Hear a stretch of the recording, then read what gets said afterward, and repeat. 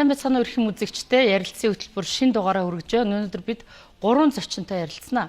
Эхний зочин Улсын их хурлын гишүүн, Улсын их хурлын хүний эрхийн дэд хорооны дарга Эрдэнэ Олд тантай ярилцахад бэлэн боллоо. За сайн байна уу, өглөө нэмт хүргье. За баярлалаа. За энэ 7 хоногт та болон хэсэг гишүүд хүний эрхийн асуудлаар Улсын их хурл дээр хэвлэлд мэдээлэл өгч харсан. За нэг талаасаа ингээ харахаар замын шугам тэмдэглэгээ гарцны асуудал яриад энэ нэг нийслэлийн асуудал шиг харагдаж байгаа мэт боловч нөгөө талд нь Эрдэнэт хүний амь ялангуяа бага насны хүүхдүүд их одоо юу гэдэг амь насаа алдаад эрсдэл учраад байгаа болохоор Улсын их хурлын асуудлыг анхааран авч мэдээлэл хийж гинэ гэж үзэж болох уу? Тэглэг байх уу? Тэр Монгол улсын үндсэн хуулиндаа бол бид Монгол хүн амьд явах хэрэгтэй. Энэ бол одоо үндсэн эрх юм шүү дээ. Хоёрдугаарт эрүүл аюулгүй орчинд амьдрах хэрэгтэй гэж тунхагласан байна. Тэр улсын их хурл бол хууль тогтоох үйл ажиллагаанаас гадна бас хууль маань хэрхэн хэрэгжиж байна вэ гэдэг дээр хяналт тавих үндсэн үүрэгтэй байдаг. Баталсан хууль маань амьдрал дээр үр өгөөжтэй байна уугүй юу гэдэг бол улсын их хурлын нэг том одоо хяналтын шигүүрэг юм л да. За энэ дотроосоо хүний эрхийн дэд хорооны одоо үйл ажиллагаа бол хүний эрхийн зөрчил дээр жижиг том гэлтгүү бүх асуудал дээр нь тодорхой хэмжээр одоо ингээд дүн шинжилгээ хийж яадаг. Хүний эрх зөрчигдсөн асуудал дээр нь ч гэсэн одоо холбогдох байгууллагууд руу шаардлага тавьж яадаг. За энийг зөрчихгүй төлөө дахиад хууль эрх зүйн ямар одоо боломж гарцууд байна уу гэдэг дээр байнгын судалгаа хийж яадаг. Шийдвэрээ боловсруулж яадаг байгууллага л да. За танд нэг хэдэн тоо хэлэхэд. За Монгол улсын маань нийслэл Улаанбаатар хот бол 1007 гарцтай. Одоо нийт замын маань одоо бүхэл бүтэн хотын хэмжээгээр ярьж шүү дээ, тийм ээ. Тэрнээс нэг 800 гадна бол гэрлэн дохоогүй буюу зохицуулалтгүй гарц байгаа юм. Зөвхөн цагаан шугамдаа найдаад орчихсон байна тийм. Хөндлөн цагаан шугамдаа найдаад машин тэрэг харж байгаа л ингээл явах тухай ойлголт. За нэг 1007-оос нэг 800 гадна гэхэлэр цаана болох юм бол үлдэж байгаа нь бол яг нэг зохицуулалттай буюу нөгөө нэг гэрлэн дохоотой гарцууд байна. За Улаанбаатар хотод маань 179 одоо уулзуур байгаа юм.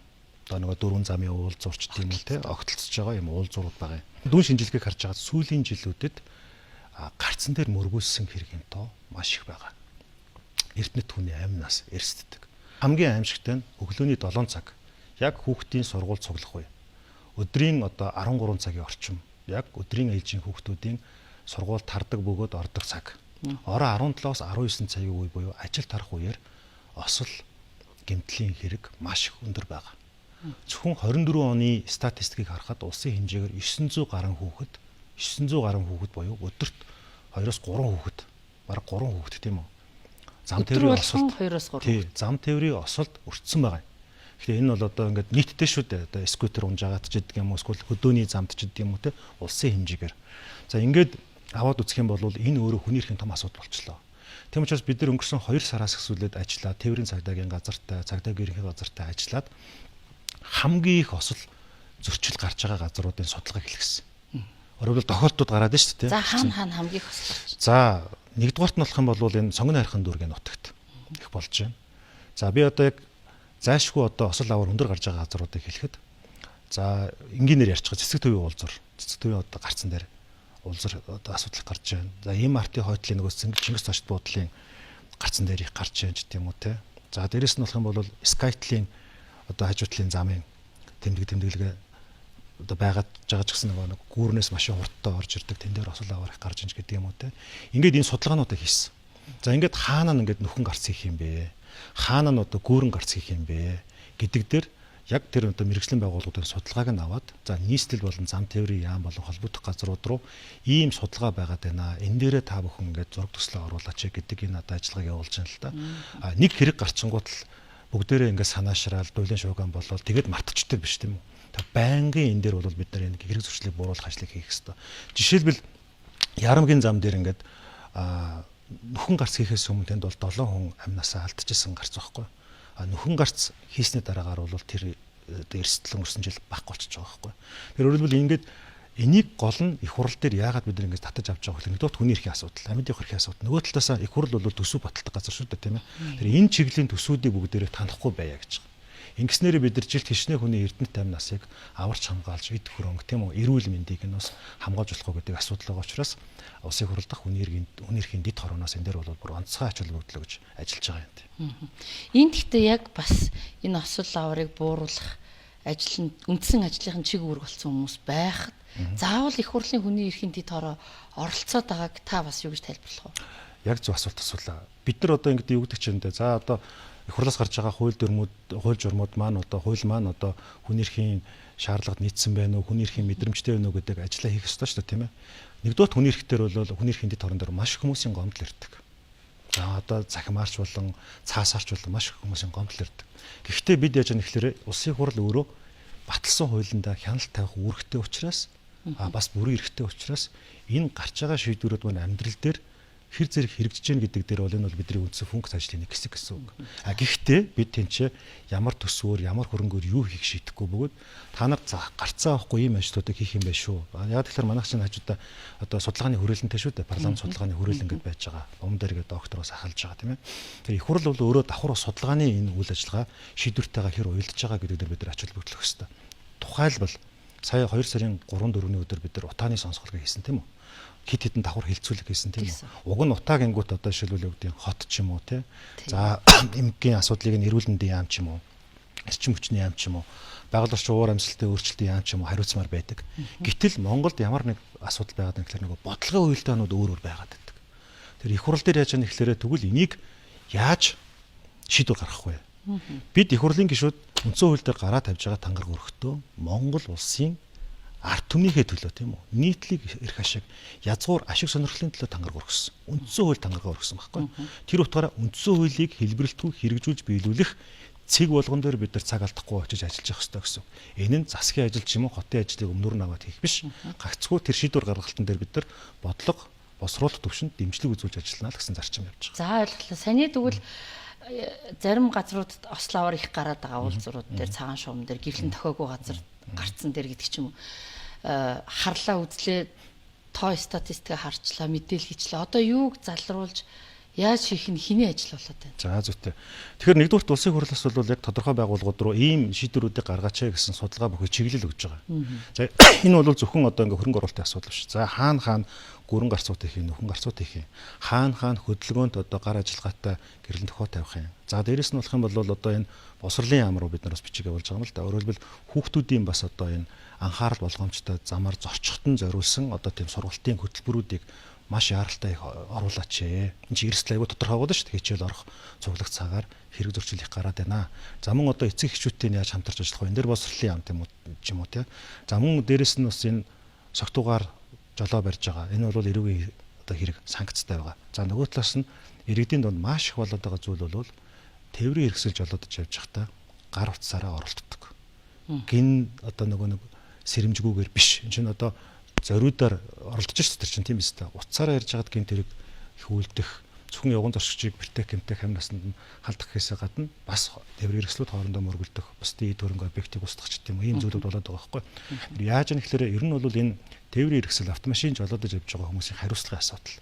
Энэ чиглэлээр одоо ингээд санкцийн асуудлыг яах юм? Хариуцлагын асуудлыг яах юм?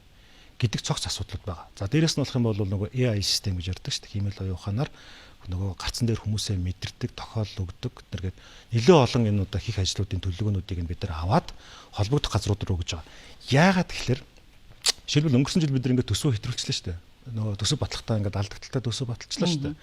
Тэнгүүд ерөнхийлөгч болохоор үгүй наатаха танаа алдагдaltaгүй төсөв батлаа гэж шүү дээ. Тэгээд буцаж төсөв оруулж ирэхдээ бүх хөрөнгө оруулалтыг 20% тандчихж шүү дээ. Жигд бүх газар. Тийм. Тэгэхээр одоо бид нар юу хийж байгаа гэхээр нэгдүгээрт энэ тохиолдол дээр эрүүл мэндийн асуудал дээр, боловсролын асуудал дээр, аюулгүй байдлын стандартыг хангах асуудал дээр бол бид яг тэр оруулах ёстой төсвийг л тавина. Тэгэхгүй эндээс 20% төсөв одоо хасна гэдэг маань бол гэрлэн тохио яг зөв. Тэнд эргээд хүний амь насаар хэмжигдэх алдааг бид нар гаргаж магадгүй учраас энэ дээр улсын хурлаас ач холбогдол өгöd байгаа шалтгаан энэ юм байна. За ойлголоо. За ер нь сая ингээд өнгөрсөн оны сонгуулиар эмхлэгтэн байгуулагдсан их хурал өөрөө хамгийн түрүүнд л бүх хуулиндаа хүний эрхийн мэдрэмжийг хангана. Баг хэдвлээ тоо санахад 800 гаруй хуульд ч илүү хүний эрх хангагддгүй юм байна ч гэлөө тоо статистикс. Энэ бүхний зас залруулахад ямар хурдтай ажиллах ёстой юм. Хамгийн түрүүнд барьж аваад таны яг одоо хүний эрхийн мэдрэмж оруулаад энэ хуулийг ингээд засчлаа гэдэг жишээнүүдэд та хэлэх үү? За тэгээ. За улсын хурлын хувьд яг төгөлдрчлийн ингээд шин зарчим тавьсан. За бид өнгөрсөн оны 11-р сарын 28-ны өдөр улсын хурал маань дараагийн 4 жилийн стратеги баталсан 5 тулгууртай. Үүний нэгт нь бол түрүүн таны хэлж байгаа хүн төвтэй байх бодлого. За улсын хэмжээнд нэг 800 гаруй хууль 2006-700 журам байна. Гэтэл нэг хууль ингээд гарчлаа гэхэд нөгөө хуулийн чинь зохицуултыг давсан журмыг байгууллагууд гаргаад тэр нь эргээд хуулиач давсан хүний эрхийн том зөрчил үүсгэх ан цав болоод байна гэдэг асуудал яригдсан байхгүй. Тэр утгаараас тэр одоо засгийн газрын зүгээс тэр учрал сайд бол олон журмуудыг хүчингүй болгоод байгаа шүү дээ. Энэ бол зарчмын хувьд бол зөв юм. Өөрөөр хэлбэл энэ бол хүнд суртлаас салах боломж гэсэн үг. Тэр аль болохоор л энэ хүнд суртал нөгөө болохгүй торгон, хорин, барин гэсэн айц төрүүлсэн ийм зүйл чинь эргээд нийгмээ ингээд боомлоод байна. Эрх чөлөөний эдийн засгийн бүх талбар дээр боомлоод байна гэдэг үзэл байгаа. За энэ нэгдүгээр ажил. За хүний эрхийн дэд хорооны зүгээс бид миний хувьд бол 21 аймгийнхаа бүх одоо иргэдийн хурал руу бас шийдвэр гаргалт болгондоо хүний эрхийн мэдрэмжтэй байх шийдвэрийг гаргаач гэж. Сар болгоны одоо 2-7 хоногийн лав гарагийн өглөө бид нар хүний эрхийн форум гэдэг хүний эрхийн чиглэлээрх одоо 20 гаруй байгууллагуудын төлөөлөлтөд тогтмол уулзаад асуудал дээр байнгын одоо ингээд шинжилүүд хийгээд яваад байгаа юм. За энэ оны 11 сард Монгол улсын засгийн газраас одоо нэгдсэн үндэсний байгууллага дээр Монгол улсын одоо сүүлийн 4-5 жилийн хүний эрхийн төлөв байдлыг бас хилцүүлэх. Энийг юу гэж хэлж байгаа нэхлээр одоо бид нэр бол яг тийм бодиттой прагматик зүйл рүү орохгүй л нөгөө үзүүлэлт маань байнга унаад байна шүү дээ. Хоошоогоо. Нөгөө хүний хөгжлийн индекс, өрсөлдөх чадварын индекс гэдэг авилгын индекс, хэвлэлийн эрх чөлөөний индексүүд унаад байдаг. А нөгөө талд нь болох юм бол сайн сайхан болгоно гэж байхын зорилго тавьчаад байдаг. Тэгээ энэ хоёрын хоорондох нөгөө уулзуур зэг чинь бодит хэрэгжилт байх ёстой гэж үзэж байгаа. За улсын хурал бол намрын чуулганаар нэг 90 гаруй томоохон шийдвэр гаргасан. 50 гаруй хууль, 40 гаруй тогтоол гаргасан. За энэ бол намрын чуулганы ажил шүү дээ, тийм ээ. А одоо хаврын чуулганы гол одоо зорилго бол нөгөө санхүү мөнгөтэй холбоотой татварын багц хуулийн асуудал, нийгмийн даатгалын асуудал гэдэг энэ суурь хуулиудаа шийдье гэдэг зорилго тавьж байгаа. Тэгэхээр татварын асуудал дахиад хүний эрхтэй холбоотой асуудал. Би бизнес эрхлэх эрхтэй юу? Жирэмхэн эрхтэй. Бизнес эрхлэх эрх маань боомлоод олон төрлийн татвар дарамтнд байгаад байгаа учраас бууж өгөөд өөр улс төр очиж хар борч ултгай ажил хийя гэсэн хүмүүс байгаад байна шүү дээ. Хичнээн мянган хүмүүс өнөөдөр хөлийн чандад амь зоох гээд явж байгаа тийм үү? Тэр эн чинь хүн эх орондоо элэг бүтэн аз жаргалтай хүний эрхээр жарахаас өөрийн эрхээр цов гэдэг шиг нэг эх орондоо л хүн чинь амьдрах нь Монгол хүний гол үнэт зүйл үсттэй тийм үү? Тэр энэ эх орондоо амьдрахад нь тэр одоо бизнесийн эрхийг нь улс төрийн эрхийг нь болон бусад нийгэм соёлын эрхүүдийг нь хангана гэсэн үг. Энэ маань бол зүгээр нэг хүний эрхийн тусдаа хууль баталснаас илүүтэйгээр бүх шийдвэр гаргалтанд зөвхөн улсын хурлч биш захын аймгийн засаг дарга сумын иргэдийн хурлын гаргаж байгаа шийдвэр болгон тэнд тоглоомын талбайн тендер зарлж байгаа бол тэнд аюулгүй байдлын стандарт, тэнд хөгжлийн бэрхшээлтэй хүний тухай асуудал яригдж байгаа бол тэнд замын стандарт, налуугийн стандарт ч гэдэм үү. Нэг газар байшин барьж байгаа бол тэнд дотор орж байгаа усны хадгалгын стандарт гэдэг энэ бүх стандартууд байх ёстой. За улсын хурлаас нэг 60 гаруй ажлын хэсгүүд гарсан байгаа. Маш өргөн бүрэлдэхүүнтэй ажлын хэсгүүд гарсан байгаа байхгүй. Стандартын ажлын хэсэг тийм үү. За миний хувьд жишээлбэл одоо иргэний шаардлагад нийцсэн орон байртай байх, орон сууцчлалтай холбоотой хуулийн төслийг одоо байгаа хуулийн орчинд анализ дүн шинжилгээ хийгээд шаардлагатай бол хуулийн төсөл санаачлах одоо ажлын хэсэг ахалж байна. За сая тэгэл ярьлаа утааны асуудал, нөгөө л амьд явах эрхийн асуудал, нөгөө л стандартын асуудлууд. Би бас яг улирлын чанартай зарим нэг асуулыг тодруулъя. Одоо ингээл барилгын сан бүтээн байгуулалтын улирал хэлж чинь тэгэхээр нөгөө бас ингээл каран гээл стандарт барилга дээрээс хүн ундаг ч юм уу ингээл ерөөсө яг хүний эрх зөрчигдөөд байдаг юм бизнесүүд гэдэг ч юм уу нэг улирлын чанартай сан баадах юм. Жишээлбэл хууль тогтоомжинд шинээр ч юм уу энийг эмхлэж урамлах ажлыг та хийж гин үү? Ер нь барилгын салбар руу та анхаарал хандуулж байна. За энэ дээр бол бас мэдээж мэрэгжлийн хүмүүс нь ярих баг. А бид энэ зөвхөн хүний эрх талаас нь стандарт талаас нь ярихад. За улсын хэмжээгээр бид нар ингээд дүн шинжилгээ хийлээ. За 2040 он хүртэл Улаанбаатар хотын дунд хугацааны стратегид Улаанбаатар хотыг 14 төвтэй байхаар тэр төвүүд нь бас бие даасан бүтцүүттэй байхаар за ингээд бага стандартуудын тухай асуудлууд яригдчихэж байгаа.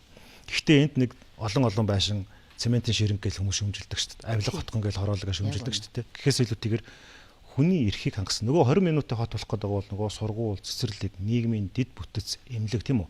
Энэ бүх зүйл нь тухайн 20 минутынхаа орчин орон зай тойрог дотроо багтсан байх концепц нь юу юм бэ? Гэх мэтээр одоо Amnesty International болон бусад байгууллагаас 179 одоо тийм саналуудыг аваад ажлын хэсэг дээр бид нэг хэлцээд ярилцаад явж байгаа юм. Зүгээр яг том агуулгаараа болвол энэ бол бас авилгын одоо хор уршиг. Таны хэлээд байгаа шүү дээ, кран унж байна. Стандарт байхгүй. Уг нь бол стандарт байгаа. Мөрдөхгүй. Дээрэс нь болох нь одоо барилгын одоо хийц чанарын асуудал байна. Дээрэс нь болохгүй газрууд дээр очиод битүү лиценз тараацсан байдаг, тийм үү? Энэ явж албан тушаалын гэмт хэрэг. Тийм үү? Явж нөгөө лицензийн гэмт хэрэг. Явж нөгөө авилгын чинь үр дагавар улсын нийслэлийг ийм одоо ухамсаргүй төлөвлөлт рүү явуулсан байна. Одоо хүн төвгүй нийслэл шүү дээ. Хүн төвтэй биш одоо хүнээ одоо бодлогын голд нь биш бүр цагт нь авчирч чадаагүй ийм явж ирсэн.